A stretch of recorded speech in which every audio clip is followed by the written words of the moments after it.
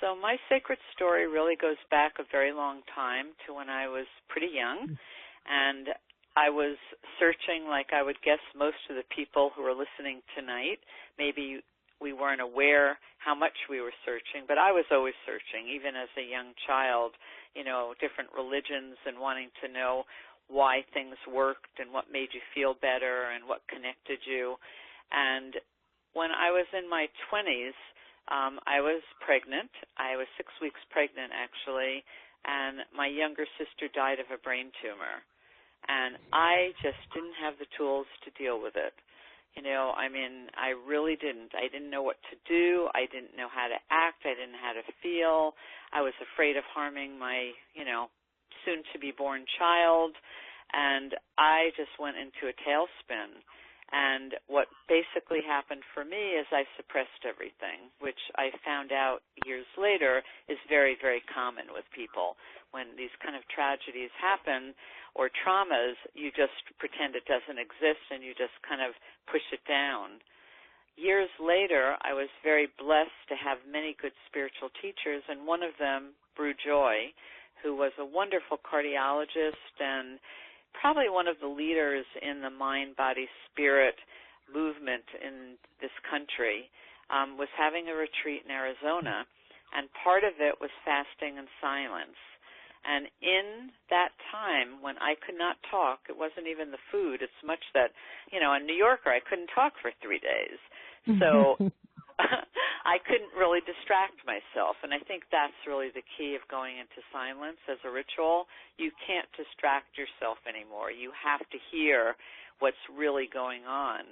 And during that time, what bubbled up for me is that I really hadn't grieved my sister. And all this old pain just came up, and I knew that I had to do something. So like any pilgrim or spiritual seeker, I just had to follow my instinct because I couldn't ask anyone. I couldn't look anything up, wasn't allowed to be on computers or books or anything. So I just had to trust my intuition, which sent me to the top of a mountain where I found this huge tree, and I just found myself literally on my hands and knees crying, digging a hole in the earth next to this tree, praying. And throughout this whole experience, something shifted, and it wasn't mental, and it just, actually, I think it almost bypassed my mental facilities, and it just went deep into my spirit and my soul, and I felt that I had completed something really important. And when I got up, I remember just thinking something was different, and I didn't even know what it was. I just felt different. I felt more spacious. And I started to walk back to where I was staying, and it started to pour. And I felt like, God had just purified me, that I was cleansed, and that there was some kind of a new beginning. And that was really a huge pivotal point for me in beginning to understand the power of ritual to help you through different transitions and healing. And later on, when I could talk and I shared it with many people, I discovered I had actually done a Native American grief ritual, which is to give your pain to Mother Earth. You find a big grandmother tree, and you dig a hole, and you give your pain to the earth.